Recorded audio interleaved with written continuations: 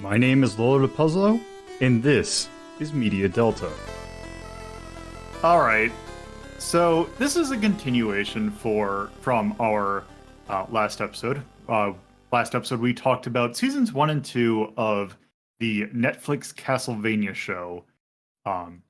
And especially after season 2, it was a very popular show. And coming off of season 2, people were very hyped about it. It was, in fact, a pretty good show. So naturally, more was made.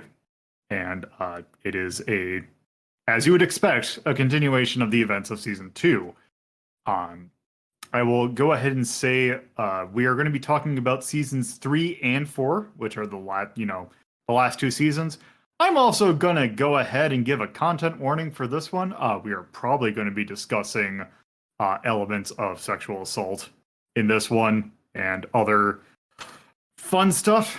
Naturally, there will also be spoilers if you've not seen this. So, granted, that's usually most of these shows, but I felt like I wanted to clarify it because, yeah, this one will, for a certain season, will show up. Yeah, it gets nasty. There's some not great stuff that comes up in. Yeah, very nasty. Yeah. So, just wanted to give a warning about that. That being said, yes, we are talking about seasons 3 and 4, and yeah, that's what we're doing today. I am here with other people who have seen this as well. So go ahead and introduce yourselves. Hi, I'm Axe, and oh my god, what have they done to my boy? I am, of course, Deathmaster 780, the only elemental spirit that matters, and the only elemental spirit that had to work the last time you recorded this. And I am Torpid Typist, and I am fucking here for Malcolm McDowell and nothing else. Yeah. So you could probably tell by the tone of my voice that seasons 3 and 4 are a bit they're a bit controversial, to say the least. And specifically season 3 is controversial. I feel like 4 really wasn't. 3 though was divisive. Yes, it was very, very. Lots of things happened in that were that definitely happened. God, I guess we might as well just go ahead and get the one-on-ones over with, so we can have a little bit more. I have a feeling that there's going to be some more interesting group discussions in this one. But so let's go ahead and get our individual thoughts out of the way. So why don't I go ahead and start by getting my thoughts in particular out of the way. So in general, I was coming off of pretty high off of season 2. And it's like, oh, hey, this show is they're doing something really neat. I was really kind of worried after season 1 that it was going to be not the great. But then actually, season 2 kind of managed to, turn me back around. It's like, oh, hey, they can actually do something pretty good with this. And then season 3 happened. So as we mentioned last time, Warren Ellis is a name that is attributed or attached to this project. He is known for perhaps kind of making it or pushing the edge on the works that he writes for. And that came fully to head in season 3, which happened after the events of, Dracula dying and, Trevor and the gang kind of basically having to deal with what happened after that. And how there is still evil afoot as Carmilla and her army are still around, and also the other denizens of Castlevania. They also introduce a village that Trevor and Sypha have managed to put themselves in.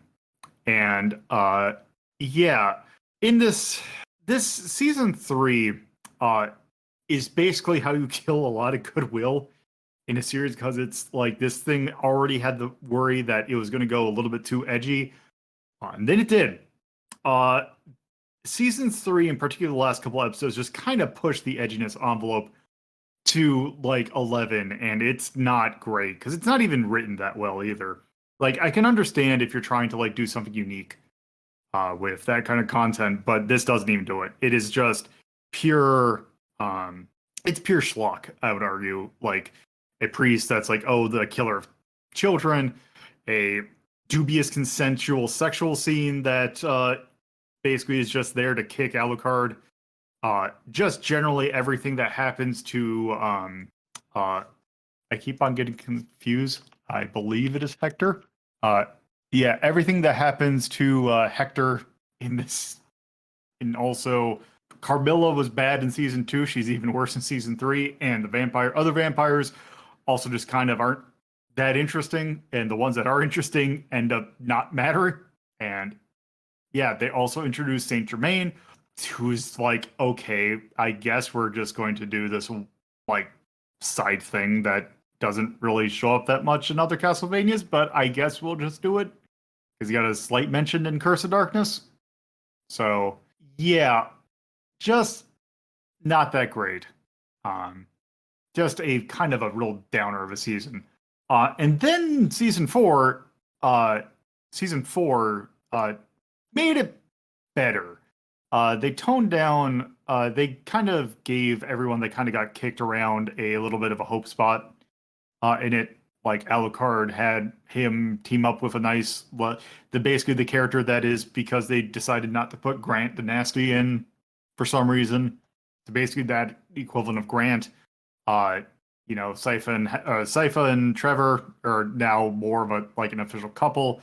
Also introducing a villain that actually, when the twist of the season came out, that I actually thought was pretty neat. Because, there's a character in Castlevania that shows up, a character that has been in almost every Castlevania, if not everyone.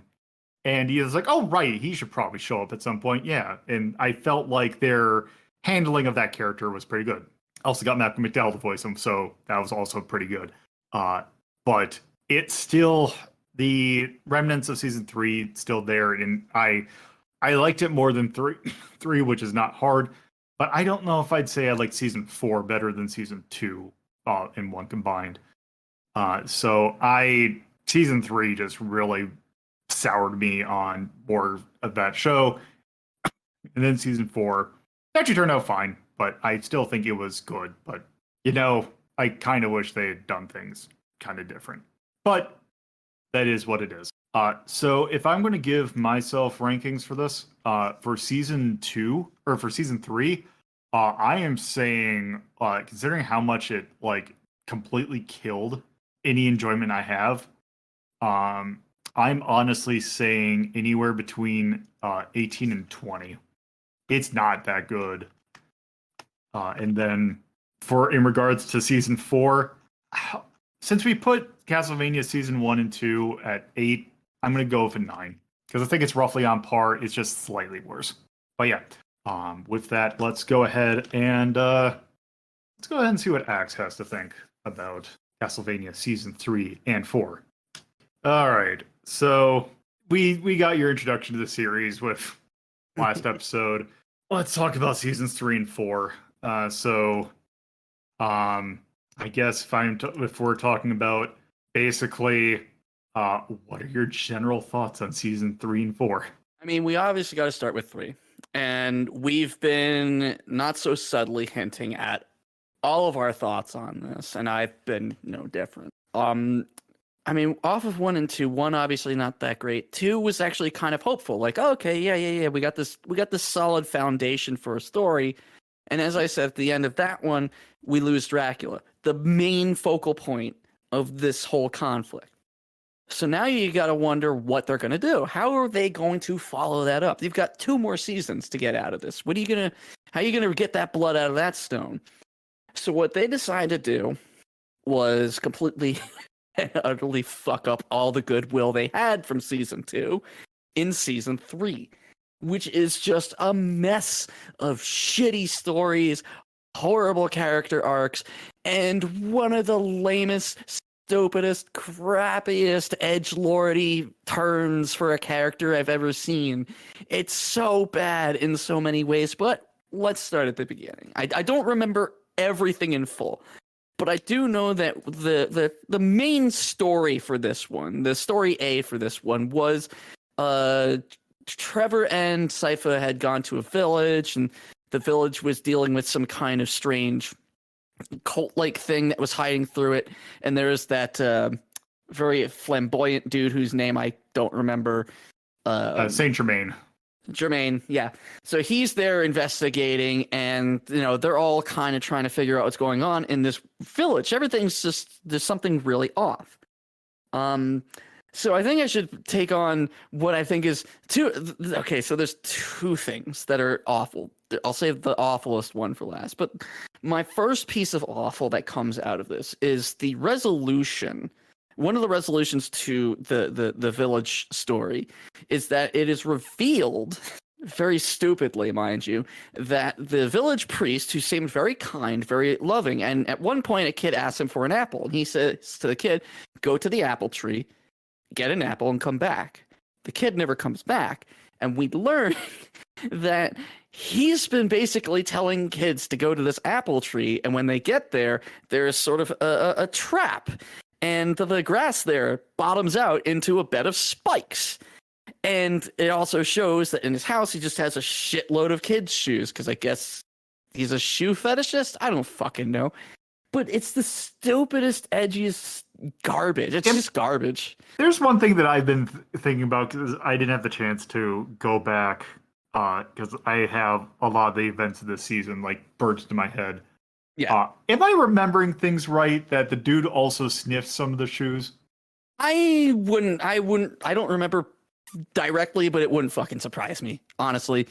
Because they thought it was one of those they thought they had something moments. It's something that I've been dealing with because I'm listening to some horror podcasts, and some of the stories I listen to, it feels like they thought they had something. They thought they had this clever ending, and it sucks. And the problem is when you're writing something and you've got that clever ending already in mind, you write the story around that ending. So if your ending sucks, the rest of the story is going to fucking fall apart because of it. And that's kind of what they did here is like, oh, well, we're super clever. What if this priest is the bad guy? Yeah, you've been saying that throughout the whole fucking series so far, dude. You know what? I did have a thought, though. And it's like, it is fitting for a Castlevania thing to have a bed of spikes, but not there. Yeah, exactly. So it's like it's a continuation of what I've already forgotten the guy's name. Which Ellis, one? Warren Ellis. It's a continuation of Ellis's gripes with religion. And again, as I said in the previous episode, I'm not against religion. I recognize the pitfalls within it, and a lot of it just simply is the people. A lot of religions are fairly benign or usually centered around trying to do good and bettering the world. And then other people take those writings and then they distort them, they pervert them. So you can have good and bad. The church isn't all bad and the church isn't all good. But this show and the way it portrays religion and those who practice it shows only one side of it, and that is a side of disgust, perversion, violence, nastiness. And it's so one-dimensional in its presentation that it almost borders on the line of parody at this point. And the fact that they had the priest murder these kids with such like they could have just walked around it. They didn't have to run directly to it. They could have walked around the tree. So even the plot itself was completely stupid on its head. But when they revealed it in such a way where it really felt like they were saying, didn't you? We got like they were pulling a Saw, which no, Saw, like I said, Saw's ending really great. The rest of the movie builds up to that final moment, and when it reveals it, you go, oh shit, that was really cool. When the twists were revealed in this, I was like, oh shit, this fucking sucks. Why did I watch this? It's the thing that's like, because the only real, because I remember like the only real reveal they like, or even like tease, or I don't know if tease is the right word, but the only kind of clue that they give that this is even happening was there's like a scene in like, I think it was like episode 3, or it was like midway through the season that like you see the priest doing something in his room, and it's like you can't tell whether or not he's sick or he's like having palpitations or if he's doing something. Mhm. And it's like, oh, you can tell that something's going like weird, Yeah, but also like a grand majority of like the tone from like if you think about like the like flow of like say say like a police procedural or somewhere you're trying to unravel a crime. Yeah. It goes like you have a steady build. Like it's maybe it's not a direct linear build, but you have like a slight like there's a slope to it. This is just it goes like low, low until the like very end where they're just like, oh yeah, by the way, this is what's happening. Yeah. Like you and I, we both watched plenty of our of not police procedurals per se, but mysteries. You know, the mystery is, and again, it comes to kind of like a 3-act sort of thing. Is you know, you establish everybody, you establish all the characters in play, and then you establish your victim. And once you've established your victim, that's when you get into the mystery part of it. And the mystery part of it requires that you put clues in the reader or viewer's way. It's important. Even if you're going to kind of do things like Sherlock Holmes stories did, where it just kind of, it held certain things away, like he noticed the footsteps made it look like a person was 6 foot, and I don't know how you figure that out, but you know what I mean? Like, even the Sherlock Holmes stories still had clues. Some of them were just out of reach. In this, it didn't have any of that. It just was like you said, it keeps it on the low until like the last couple episodes, and it's like, oh, look at this, he was terrible all along. How great! The only clue we get is the apple tree moment with the kid. That's it.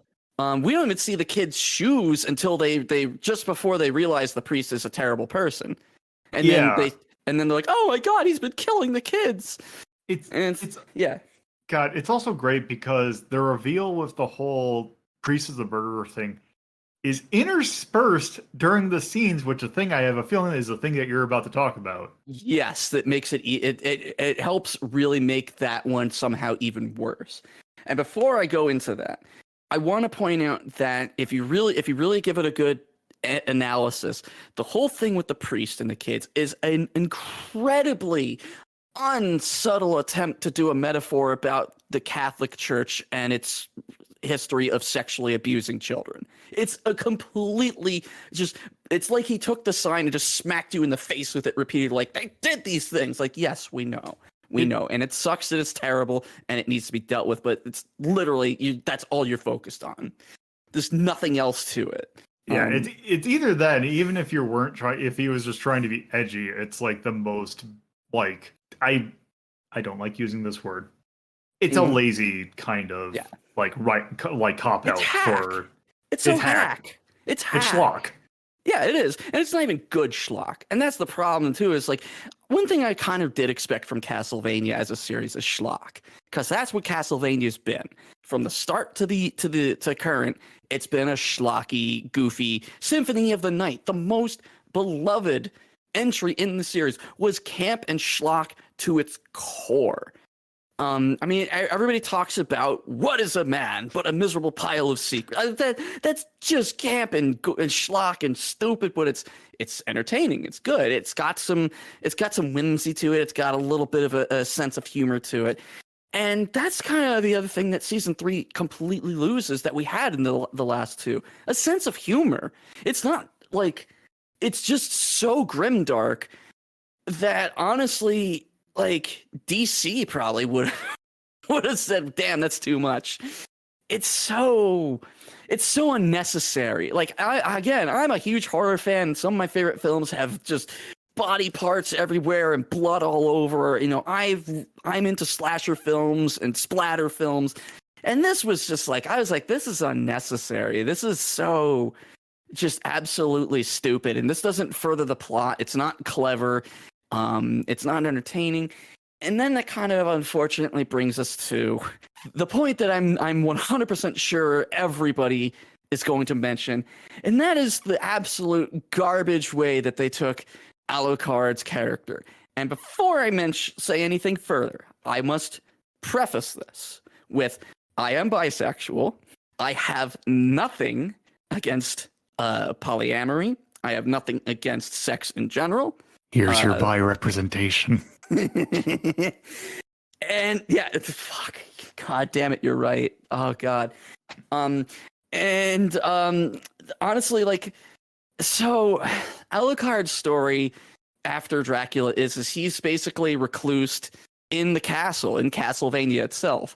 And two twins come to his doorstep, and he takes them under his wing, and he trains them, and he teaches them all different kinds of things. And in the climax of the show, it is revealed that I think their family was killed by vampires, or Yeah. and they found out about Alucard. I don't even remember how. It's so dumb. I don't even remember how that even happened.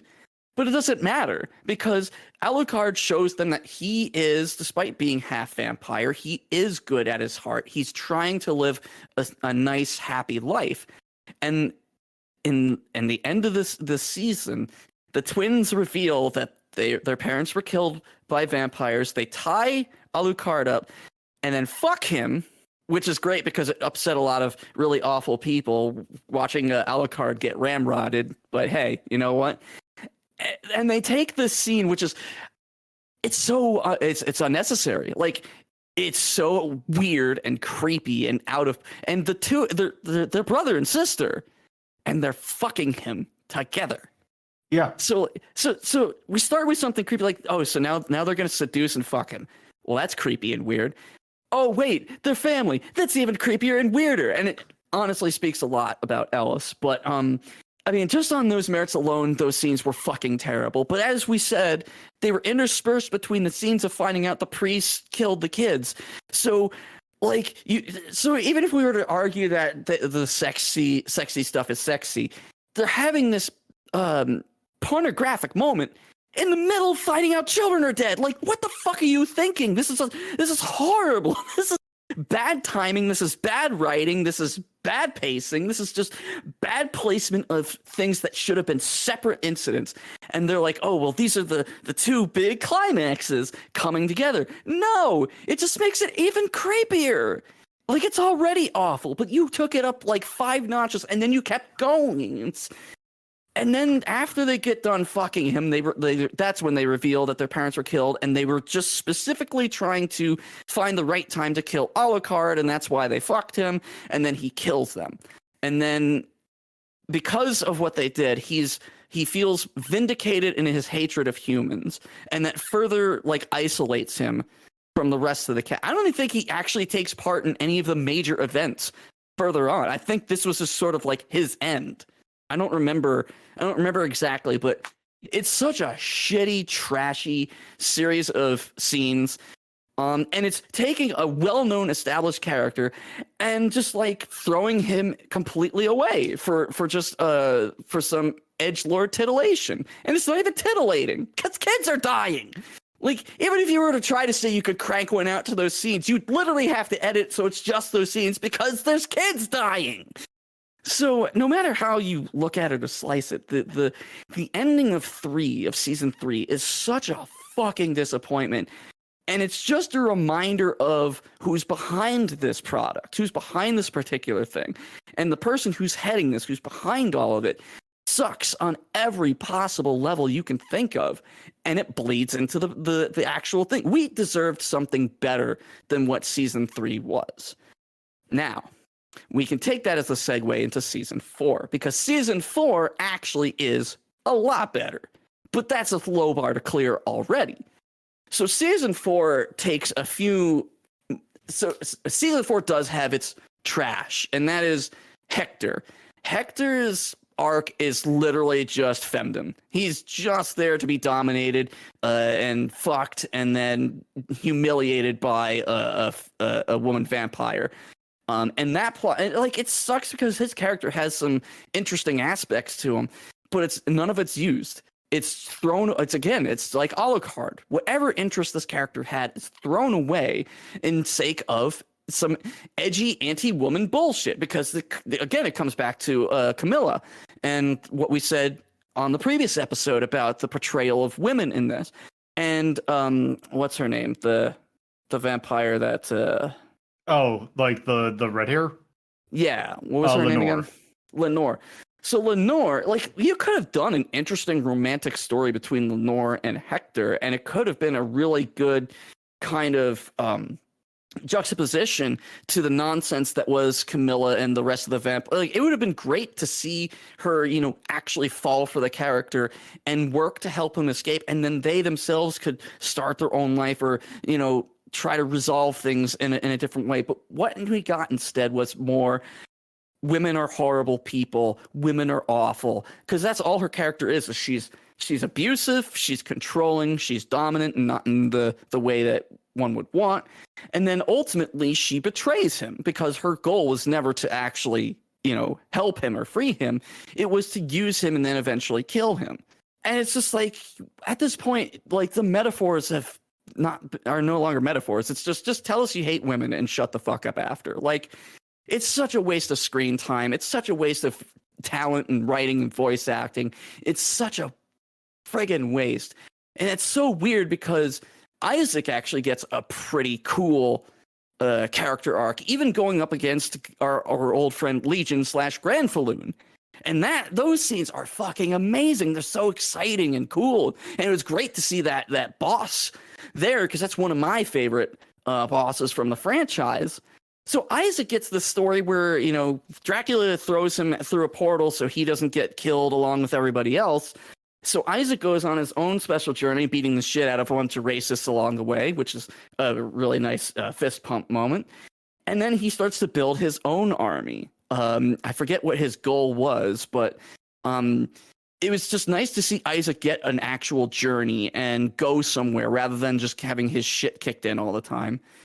And then the main story revolves around there was a I think it was a vampire who was basically kind of goading everybody into all these different things. Camilla gets killed, and then it's revealed that this vampire is actually kind of on brand with a god brand in terms of, you know, character likability. Like, this is a character that's very, very much a fan favorite type of character. He's funny, he's interesting, he's got a lot of wittyisms and all that, but they're not, you know, too much. And then it's revealed that he is actually Death, which is awesome. I mean, Death is great, but it was fucking weird. Like, I don't know if you agree with me, but I thought it was fucking weird when it's like Death and he's got this like sarcastic saying, "Oh, what the fuck are you fucking doing?" Like, it's so bizarre. It was so, like Torpid said in the last episode, hearing Camilla say "fuck." It just was. I feel like Death's voice should have changed. That's what I really think it should have been, because that voice didn't really fit with that. But it was still, it's still a cool scene. It's still a cool final fight, and the season actually does end on a high note. It does really do a real good job at the end. It's just a shame. It's such a fucking shame, man, that season 3 is absolute trash, and season 4 stumbled a lot just to get to the good stuff. This is one of the most inconsistent shows I think I've ever seen. At least Sonic the Hedgehog was consistently weird. And even though the fetishes got, you know, weirder and weirder, it was still consistent with everything else. This is just all over the goddamn place. Yeah, it is kind of fascinating, at least in that aspect. It is. And once you start to unpack all of the metaphors and the assumed metaphors and things like that, you do kind of realize how flat the show really is, how one-dimensional the view of life and things around us really is, coming off of Ellis's input and direction of the show. And it's frustrating because, as I said earlier, we deserved better. We as fans deserve better, and the staff of these shows deserved better. They worked with what they had, and I mean, it's a beautiful looking show. Beautiful show. Voice acting is phenomenal, top notch. But like, everything else suffered because Warren Ellis is a fucking loser. It's really just it's the best way to boil down the problem with Castlevania, is that if they had somebody who was competent, who was level-headed, who had criticisms but was able to express them in a way that wasn't the same as being a petulant high schooler who just learned about, you know, fucking red pilling, it could have been an exceptionally good show, one of the best adaptations of a video game in any medium. And instead, we got this sort of roller coaster where it's either ultra trash or, pretty damn good, and kind of just jumps between the two. That's what I got. All right. So what rankings would you give? Season 3 is a 20. I'm not going any higher personally. All right. And let's see. We put season 1. We put season 1 at 8. We put Oh, season 1 and 2 at 8. 4 is better than both 1 and 2, personally, I think. So I'd put it at 7. And I don't think I'd go any higher or lower, personally. All right. Okay. Well, then in that case, let's go ahead and get and see when I remember how my Discord works. See what DM has to say about Castlevania seasons 3 and 4. Hello. So, you were not here for last recording. So what did you think of seasons 1 and 2? Just to kind of get your thoughts out of the way on that. I like them.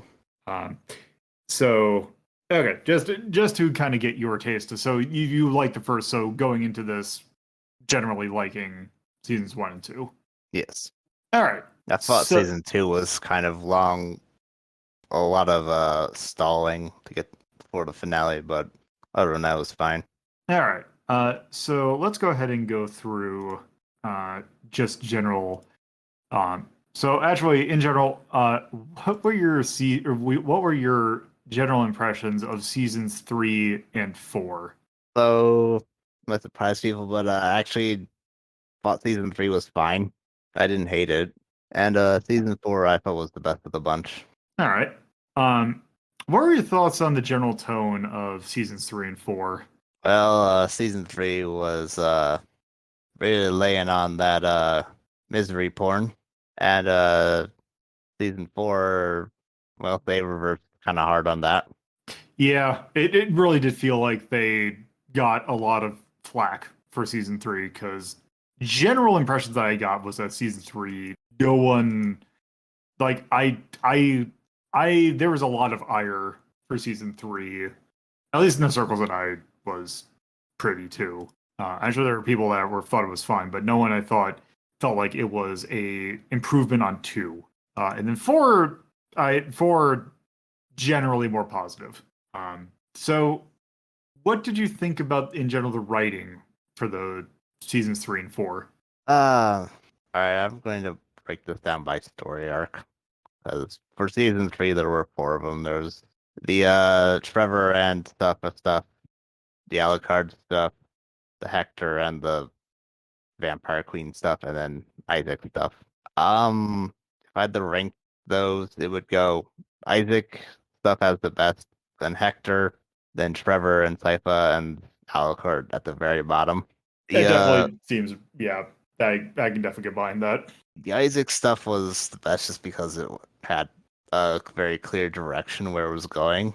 Although, again, it was a lot of, like, just build up. Like, which goes for a lot of the season, but it was clear this was all set up for the next season. The same with the Hector stuff. Well, that one, because again, it's just setting things up for season 4. The Trevor and Sypha stuff, that was fine, but it, again, like season 2, it took a while to get to the point, and this is also where the misery porn stuff really started to kick in. And then you had Alucard, which was it was shit at the time. In hindsight of season 4, it was fucking pointless in the end. Yep. You could completely remove Alucard from season 3, and it would not matter at all in the end. Yeah, and I guess with that going through season 4, honestly, probably the same ranking. Honestly, Isaac and Hector stuff at the top, and Trevor and Sypha stuff in the middle, and Alucard at the bottom. Although it was better by that point. Yeah, because at least in Alucard's arc, you got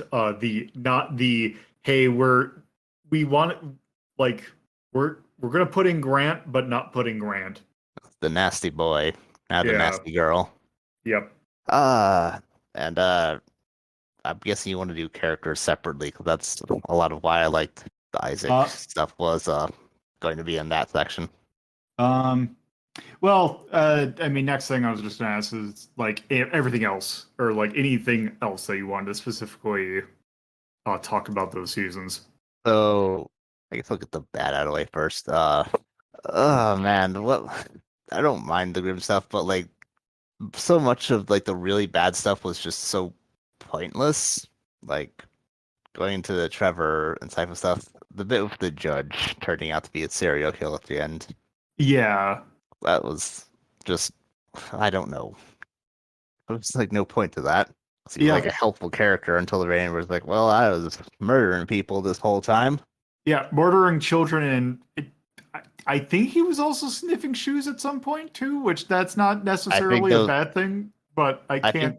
I think complain. those were just his trophies from the Okay. kills.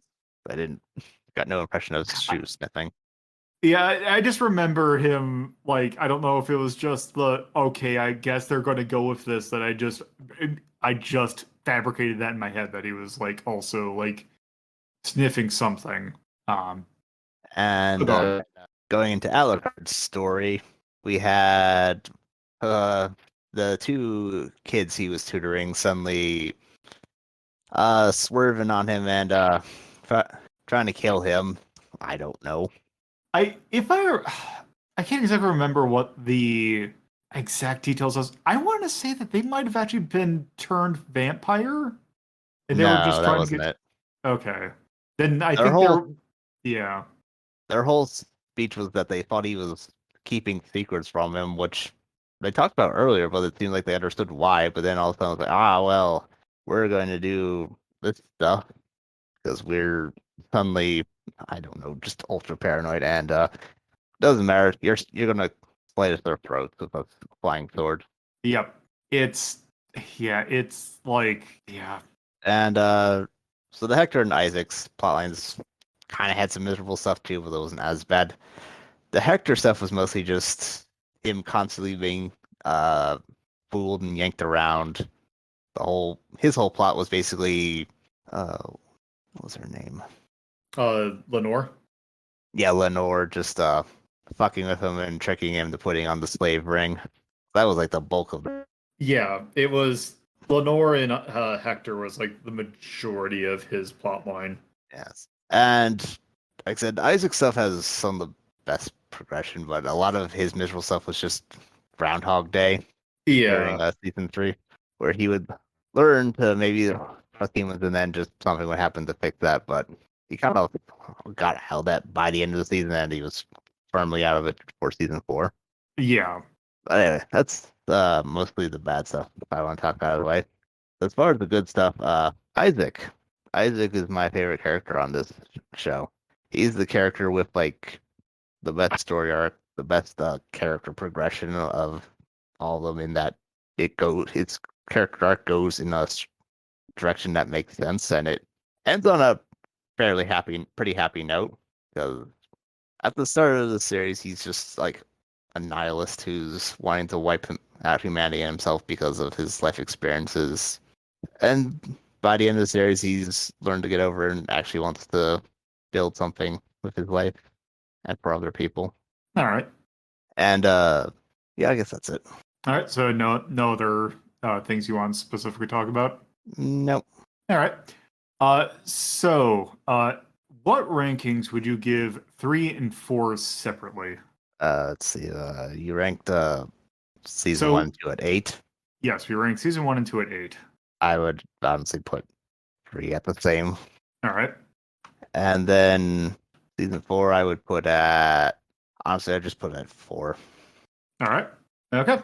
Well, that will work for that. So let's go ahead and get Torpo's thoughts on seasons 3 and 4. Hello. Hello. So, on to seasons 3 and 4. Oh boy, are we? So, let's just dive right in. What were your general impressions of seasons 3 and 4? Okay. I have one word to describe season 3, and that's shit. All right. edgy would also be fitting. Because, like, in a series that's always fairly edgy, 3 is exceptionally edgy.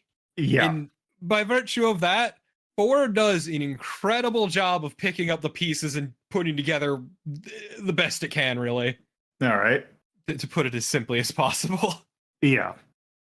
Yes. I do kind of wonder how much flack they got for season 3, and how much it's them. That's what they were intending doing, or is how much of it was course correction. But yeah. So I guess going into a little bit more specifics, what were your thoughts on the general tone of those seasons? Astoundingly, it was even edgier against all odds in a series that's been fairly edgy. 3 in particular, was more or less about shitting on all of the main characters, except for Isaac, who had the best time. He met lovely people, killed them, made lovely people. Honestly, Isaac had a fantastic time, which is kind of why I enjoyed him the most. And just in general, 3 tries really hard to just shit on everyone in a way that the previous seasons never really did. Like, things didn't go great here and there for Trevor. Trevor, yeah. Trevor in like the first 2 seasons. But 3 was unrelentingly mean to almost everyone. Yeah. Hector got enslaved and used as a fuck toy by one of the vampires while being beaten down by Carmilla. And the other 2 were fairly ambivalent toward him, and they were fine. Then Simon... Why do I keep saying Simon? Trevor and Sypha went on a little adventure that was just miserable. Just did everything in its power to make them miserable. And Alucard... was that the season with the rape, or was it 4? That was 3. That was the 3. end, that was the very end of 3, when you can tell. Also, when the scenes of that are interspersed with the priest or the priest judge, finding out that he was the killer, which made that last episode fun times. Yeah, it was miserable. It was 3 is misery porn, is what it is basically. Outside of Isaac, who, as I said, just Isaac's little adventure was wonderful. He had a great time. He got betrayed at one point, but then killed everyone and turned them into new buddies. Yeah. Who he got along with great. Yeah. It's actually really weird how much he stands out. But yeah, so just everyone had a real time of it. The only good thing to come out of it is at the worst moment of that season, they do confirm that Alucard keeps his sword between his butt cheeks. Yeah. Yes. Yes. Like, I really shouldn't make light of it, but that's all I could think of during that scene is, oh my god, it's finally canon. Yeah. Between, yes, in that incest dubcon. Yeah, scene. he fucks twins. He gets raped by twins. Yeah. That too. Thank you for reminding me of that. And they aren't pre-existing characters or anything. They're characters there purely to make Alucard miserable. Yeah, it's great. The more you think about it, the more you realize that, yeah, if Alucard was completely erased from season 3, it wouldn't make any difference in terms of the overall arc. Yeah, but between also season 2 and between season 3 and 4, like, yeah, it just served to make him feel like shit. Yeah, it's like, I can understand having not every character art needs to like go for the overarching plot, but at least have it go somewhere. That's not like complete. That's at least substantive. That's the thing. It didn't even like lend to character growth or anything. It just made him sad. Like, he did, like, going into season 4, there's no real difference character wise. Yeah, it's so weird. And also to clarify, so Alucard was raped by twins. They were vampire hunters who came from a different country. They were not pre-established characters.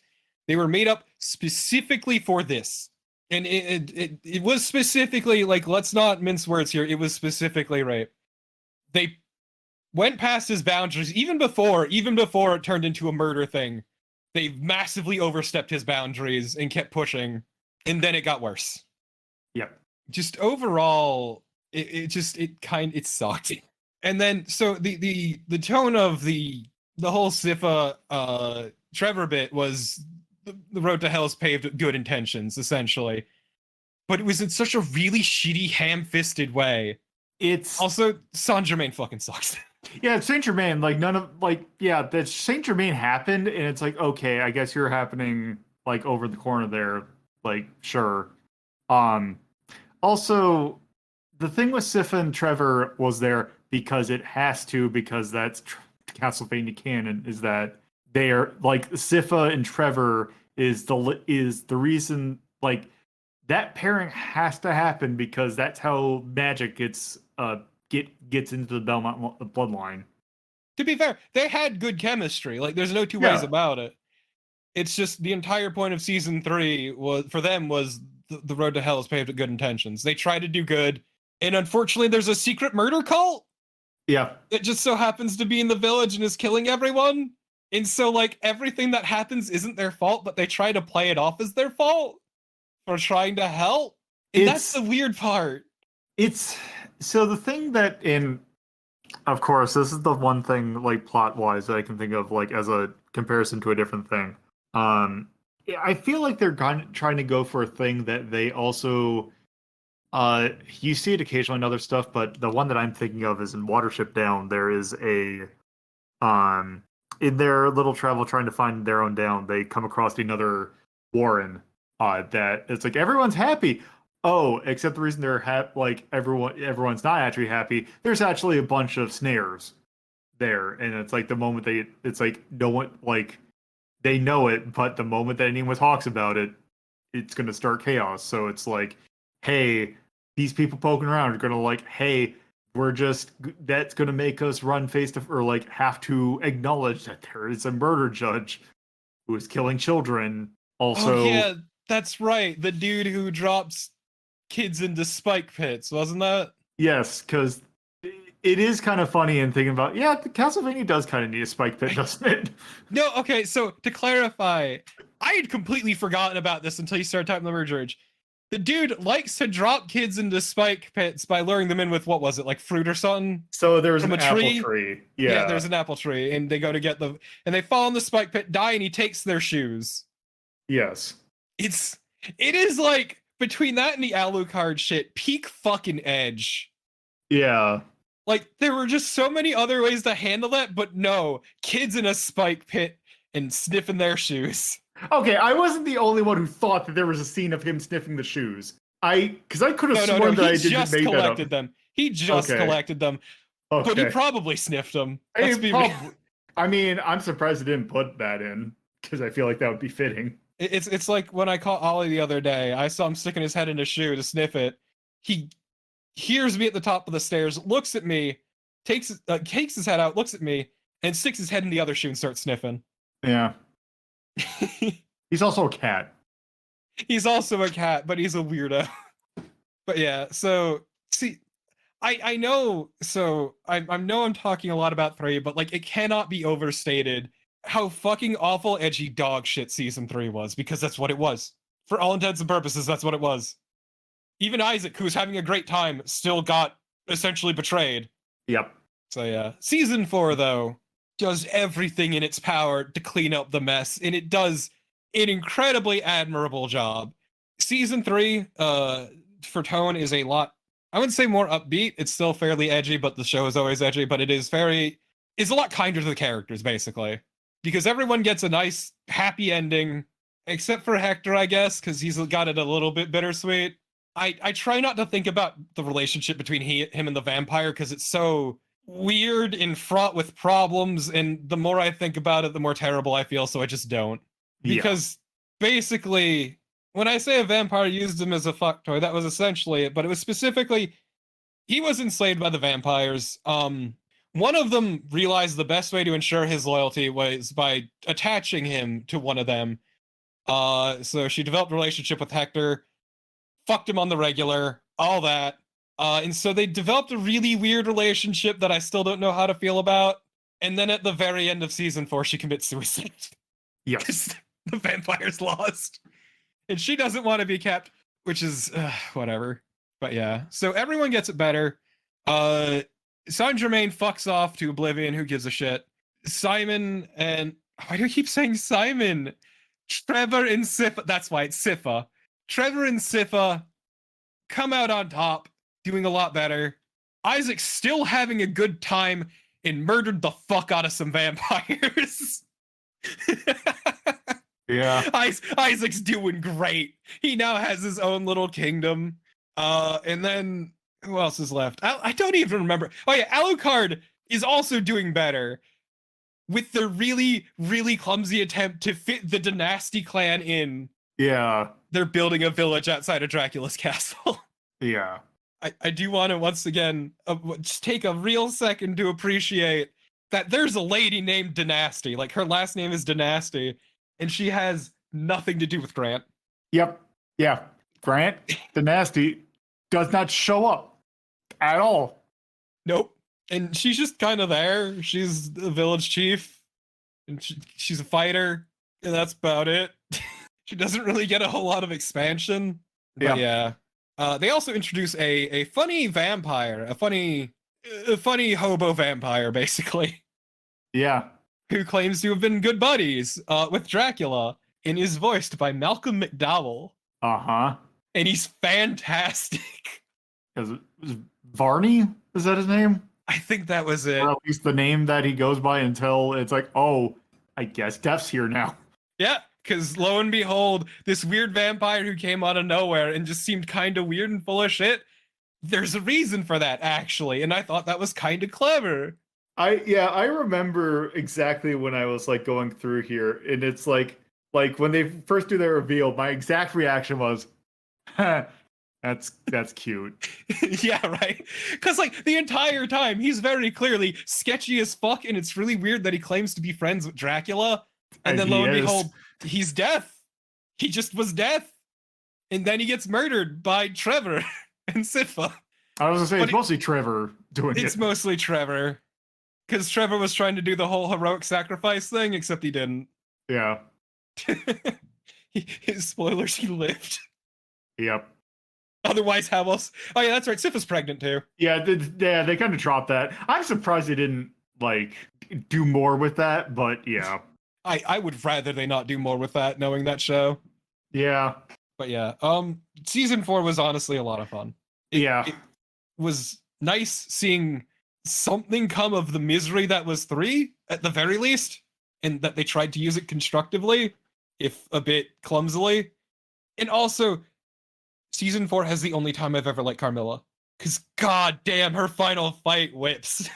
I like it when she died. I liked it when she exploded, you mean? Yes. She didn't just die, that bitch fucking exploded. I liked it when she no longer existed. I mean, yes, but I did like her final fight against Isaac. Yeah. It was really good. It was really good. It was.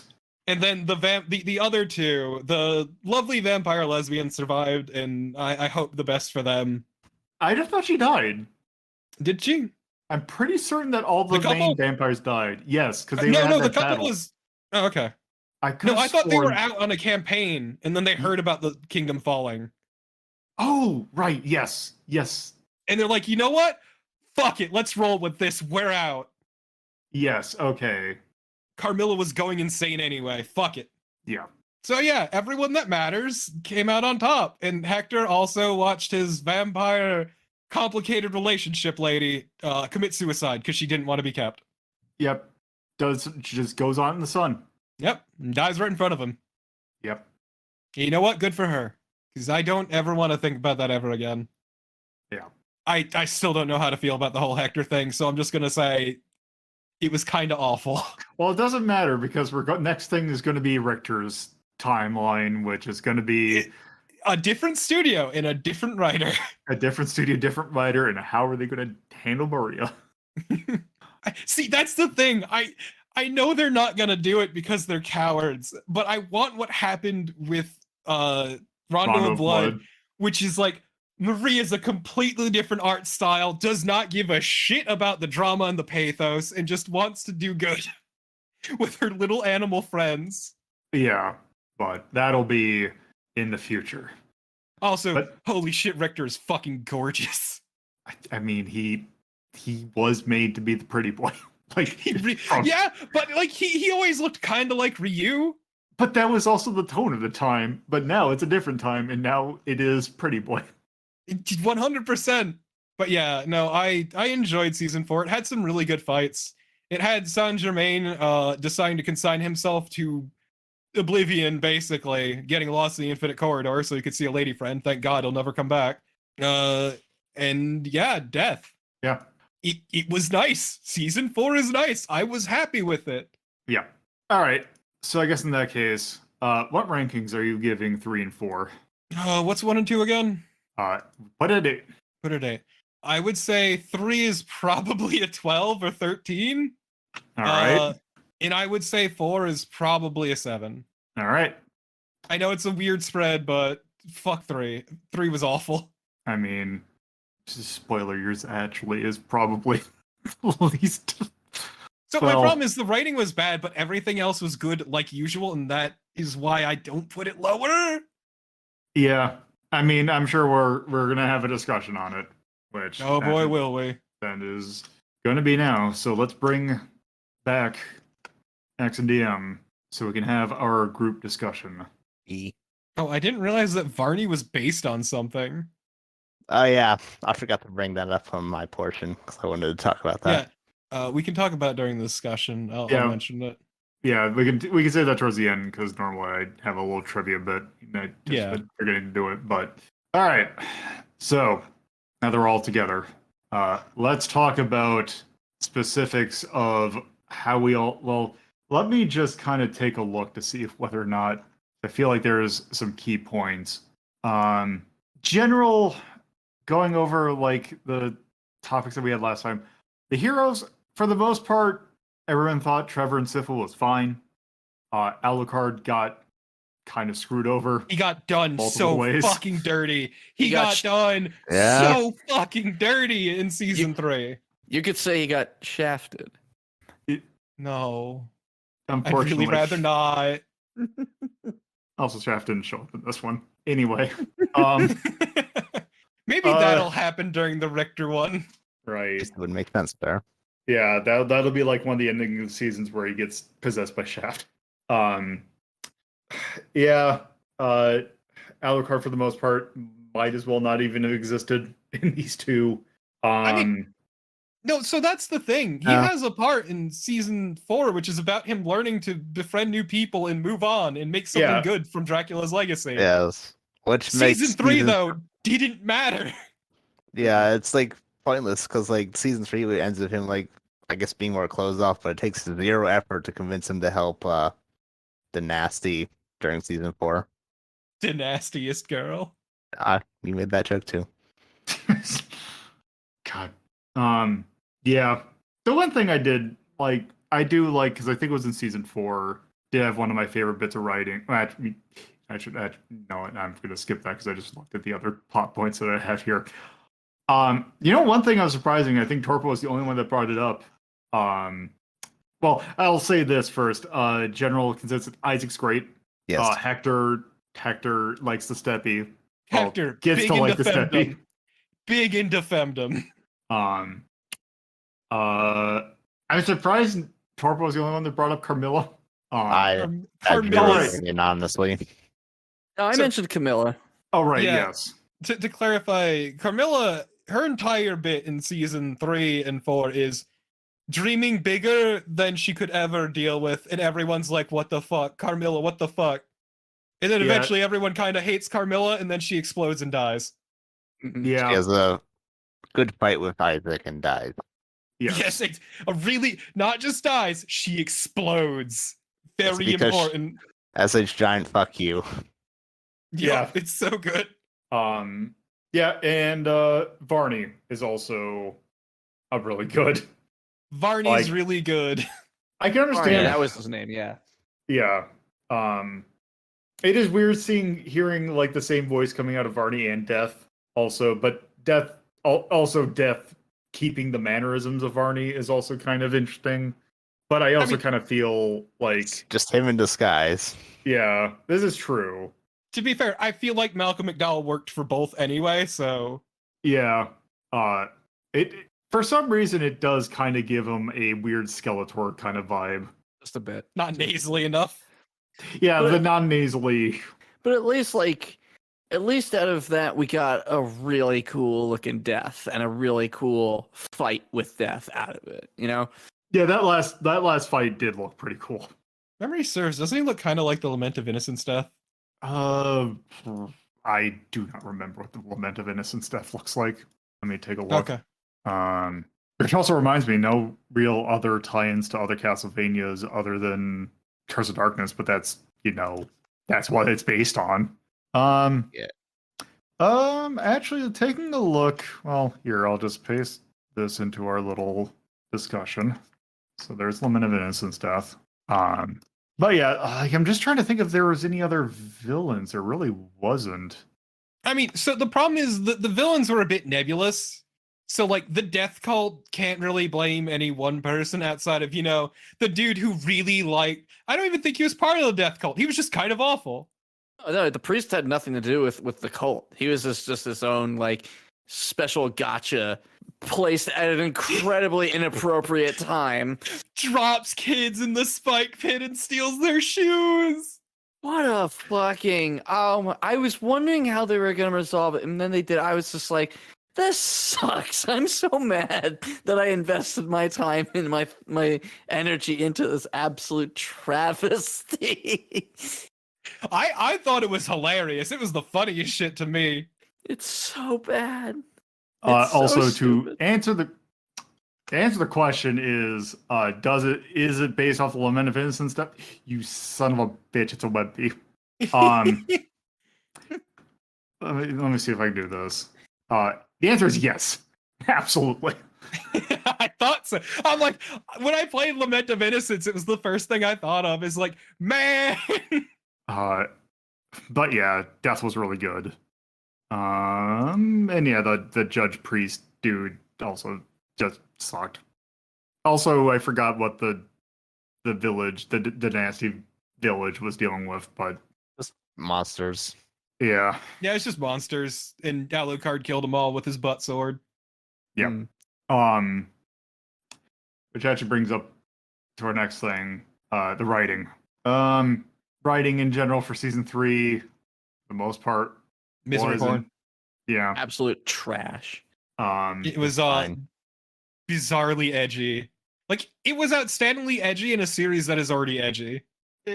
Yeah, more in the fact that it's like the plot point, like the ending, like the direction they went with was like it's the kind of thing it's the kind of thing that I would expect in an edgy show. It's just I'm surprised they went with it because I feel like it was going to be a little bit more unique, if that makes sense. I mean, I could see that. Like I said in my bit, I was already having like my reservations about some of it because of the edginess and of previous episodes. But like season 3 made me uncomfortable. Like genuinely made me feel uncomfortable from the priest thing, and we mentioned this on my bit as well. The priest reveal happens in the middle of Alucard and the twins having sex. So you get the all the kids' shoes on the racks, sex. Oh my god, the priest is killing kids, sex. Oh my god, the priest is luring kids into a pit trap, sex. I mean, once again, I mentioned it on my end, but it's like it's just straight up rape is the problem. They completely ignore his boundaries Mhm. and violate them, and just all in all, it's incredibly uncomfortable to see that, like even without the other shit. And then they try to kill him. Yeah, it's just like I was wondering what was going to happen with that, and I was actually kind of excited because the whole concept of Alucard being disillusioned with everything, and then having these two people come to his life and sort of help him deal with it. And instead, they just go, nah. What if we just really went super edgy with it? Also, once again, they're twins. I cannot overstate this. I mentioned that too. I was like, I just mentioned how squick it is. It's so not okay. The only good thing to come out of season 3 was the confirmation of the butt sword.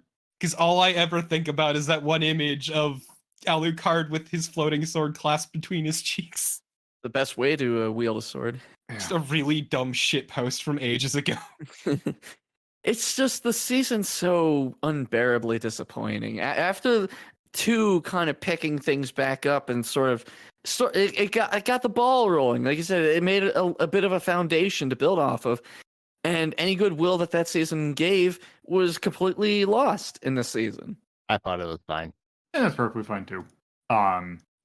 Let's see, we kind of already went over the pacing and the story flow. I think the pacing in general was better than seasons 1 and 2, but it's more of what was coming from it. Although the Saint Germain bit kind of did nothing for me. Saint Germain sucks. He's just so boring. And none of his stories actually have any real effect on the overall story. There's zero impact. It comes like a la carte. It's you didn't need this. You could have done something else. No, the only thing of any importance he does is the Infinite Corridor bit, but even then. Well, I mean, Was that him? plot in season 4. He's the catalyst behind the whole Death plot in season 4 because Death was manipulated. Yeah, which that got is him to get Varney But in and season Radko 3 and Dragon. Yeah, but in season 3, it's kind of like the Alucard bit. Like they're building them up, but then it just doesn't pay off. Also, it's important to note that in the games, Saint Germain only appeared in the first Hector game, I think. Yeah, he only appears in Curse of Darkness. Isn't he a shopkeeper? No, he just has a couple of cutscenes, one of which involves stopping a boss. Okay, I have not played Curse you of also Darkness. fight him. So... You also fight him. Okay. But like he has not a whole lot of impact on the plot outside of a single character. Also, if I remember correctly, from when I was looking up to say, who the hell is this guy? Oh, when I first saw it, I was like, oh, he's from Curse of Darkness. Oh, he looks completely different in Curse of Darkness, too. Yep.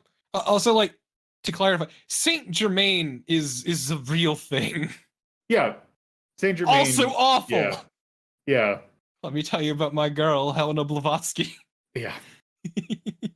No, I think there's at least that point. The one thing that I feel like is also generally positive, the art and animation is still pretty damn good. Yep. Even at its worst, it's still pretty well animated. Yeah, it was consistent. That was all the specific things that I wanted to point out. Did anyone else have like any specific points that they wanted to bring up? Not off the top of my head that I hadn't already discussed in my bit. No. Oh, actually, I think I got my thoughts out. All right. So we kind of alluded to it, but yeah, it turns out that Varney's based off of a natural thing. Yes. Based off of Varney the Vampire. That's a really old series of penny dreadfuls that actually predate both Carmilla and Dracula. Yep, from 1845 to 1847, according to Wikipedia. Which Okay. I completely forgot about. But does that one use vampirism as an allegory for fucking? Metaphor, No. whatever. Damn. Then what's even the point? Yeah, I'm just kind of giving a general. I'm just glad that the show included Barney the Vampire. That amuses me. Like, even the games never brought him in. Yeah. I appreciate that he was utter fucking garbage from start to finish. Well, yeah. Just this weird, shifty vampire who keeps claiming to be buddies with Dracula. Just kind of an idiot and an asshole, and lo and behold, actually, just an asshole. Sudden but inevitable betrayal. Yeah. Well, I guess it's time to put it on the board. So I'll put these both on the board.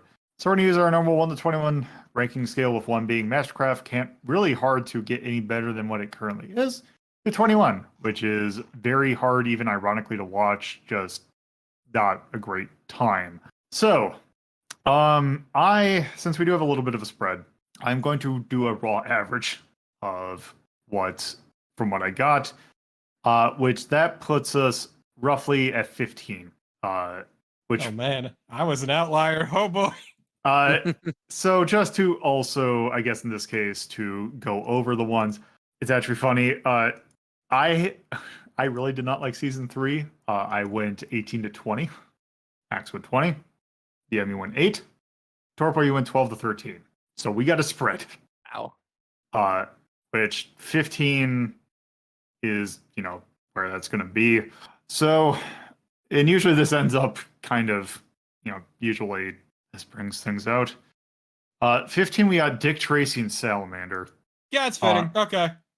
Uh, so at 15 we got Dick Tracy and Salamander. Let's just go like the above and below. At 14 we have Ashton's The Quest for Game Child, the 1984 Batman movie, or 1989 Batman movie, the first season of City Hunter, Crouching Tiger, Hidden Dragon, Mega Man Upon a Star, and Rock and Roll. And at 16 we got Fatal Fury the motion picture. Oh, this is much more watchable than Fatal Fury the motion picture. You know, I'm also looking at 18 and I see What's Michael, and it's, you know what? I actually kind of, you know what? In hindsight, I kind of think that, yeah, season 3 has one bad episode.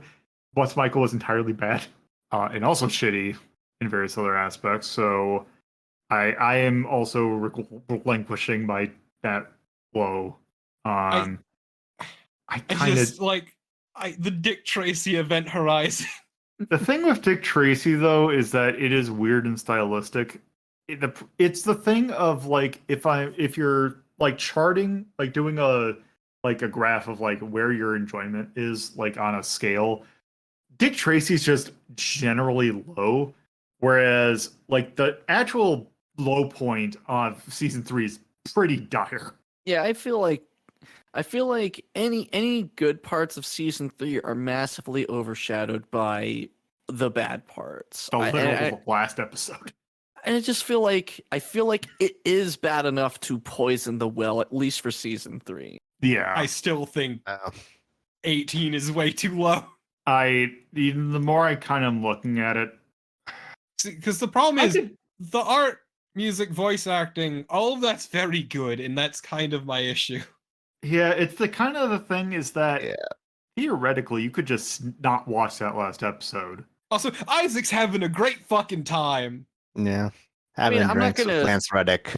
I'm not gonna stay hard on 20 for this. I'm willing to. I'm listening to what you're saying, and based on what y'all said about Parappa the Rapper, that it's I would say at the floor is probably going to be 17. Yeah, for a floor probably. Like, the issue with a lot of that stuff, it is like there is nothing redeeming about it. It looks like shit. It's either boring as fuck or just utterly shit all around. Go ahead. No, I don't think this is that bad. It's the kind of the thing of like, it's the thing. Yeah. The thing for me is the edginess didn't bother me, and like it was taking that out, it was honestly just about on the level as the first 2 seasons. And I would easily watch this over everything in the 9 category, let alone everything else below it. Yeah, I think at this point we're just gonna have to, in order to even get this on the board, I'm going to have to average. I'm fine with taking the average. How does it stack up against the Fatal Fury film? The Fatal Fury is much more watchable than that. Fatal Fury was kind of dire. There was Fatal Fury just kind of sucked. Yeah, and I'm looking at the stuff that's up. Like, part of me is thinking 14 because problem is I'm seeing Gogo for the Professional, but I like that movie so. Because the thing is, I'm looking at stuff at like 12.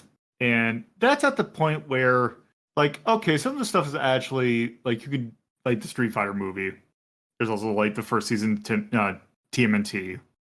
I kind of feel like this is the problem of, like, a subjective-based thing, is that, especially when you have something like this, is the fact that taste in this thing is this is a very wide subjective of like how much you can handle certain things and how much it poisons. I do kind of feel like the acting and all that I think is pretty good. The animation's really good. It's just the writing kind of killed it, which I feel like a lot of it is enjoyable up to a point. Is also the thing, is that it's just that little tiny bit at the end that really poisons it. Like, it just really sharp drop in quality, which would poison like thoughts of like later ones. So I think I'm going to take the executive on this one.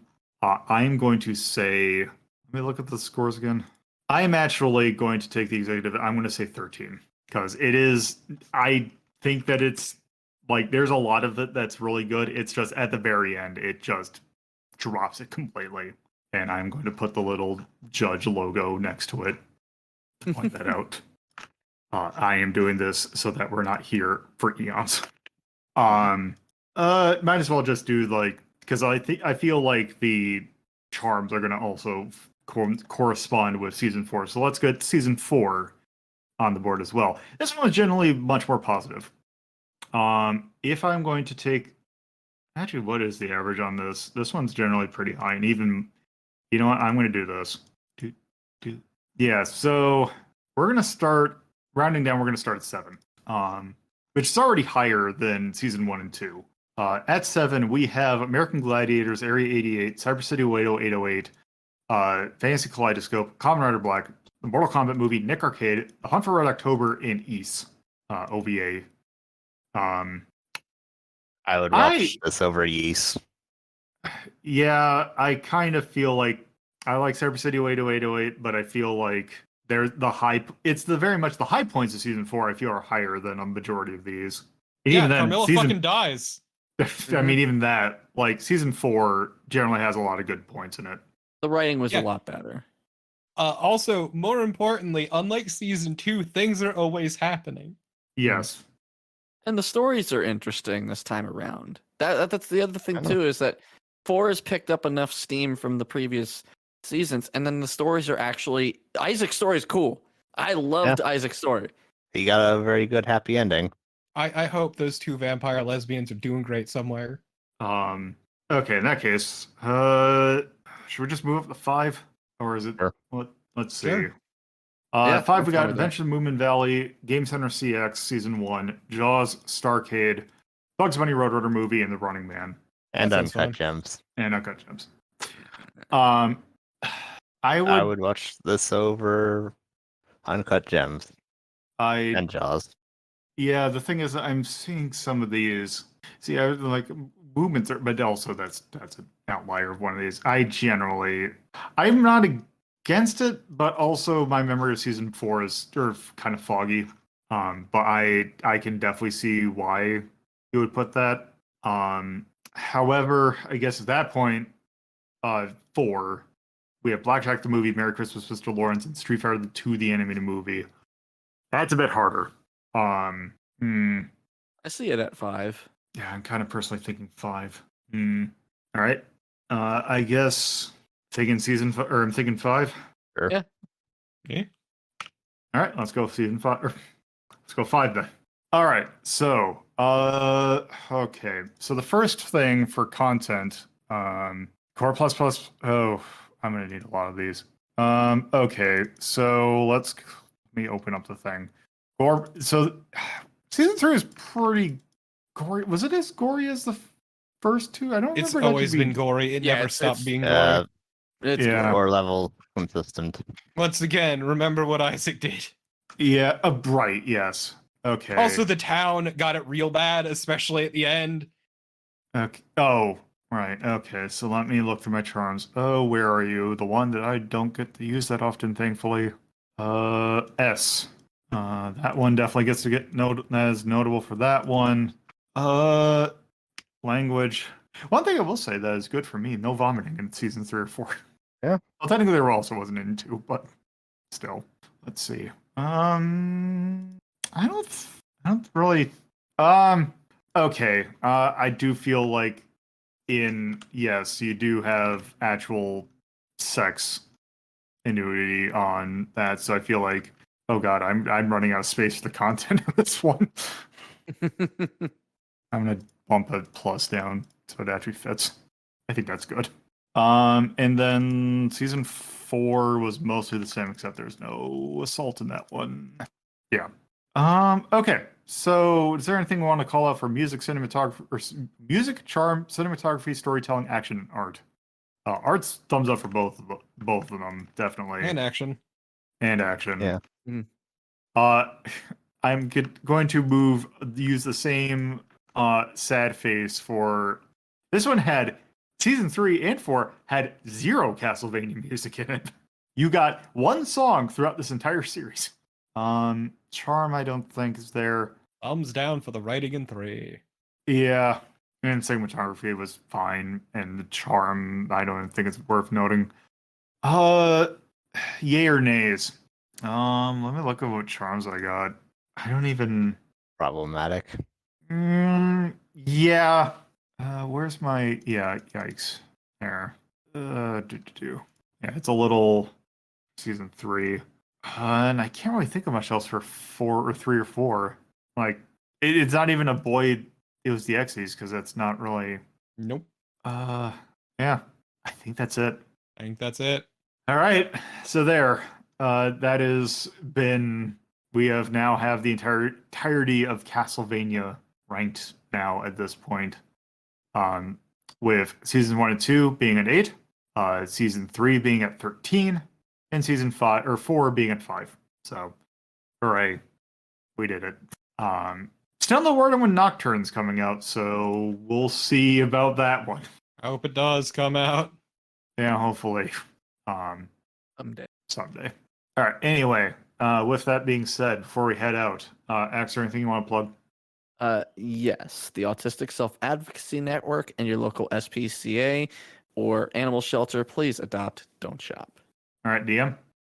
You can follow me at twitch.tv/deathmaster780 and twitter.com/deathmaster780.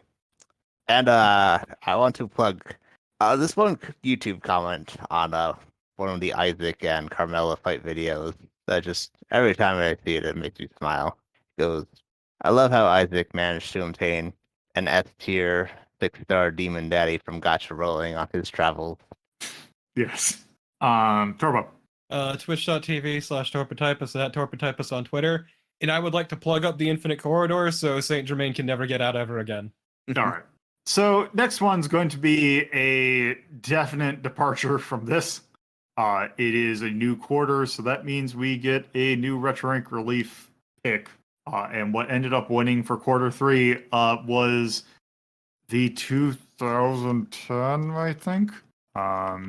The 2010 movie based on an SNL skit, MacGruber, which is a parody of MacGyver, which is, although this has nothing to do with MacGyver, and this is an interesting movie. It is some of the most tasteful lovemaking I've ever seen in a movie. Yes. It is certainly, it is a movie of all time, and I'll say that. Anyway, thank you all for listening, and I hope you have a good whatever time it is when you're listening. Bye. If you would like to see the list in which we have ranked every single thing we've done for Media Delta, you can go to r3.ldp.life in your browser. If you would like to watch the sister show that determines what could show up on Media Delta, that's Retro Rank Rhapsody, you can watch it live on Twitch at twitch.tv/lolitapuzzlo or on YouTube at youtube.ldp.life. If you would like to discuss this episode of others, please join our Discord server by going to discord.ldp.life in your browser, which should give you a link. Thank you again for listening.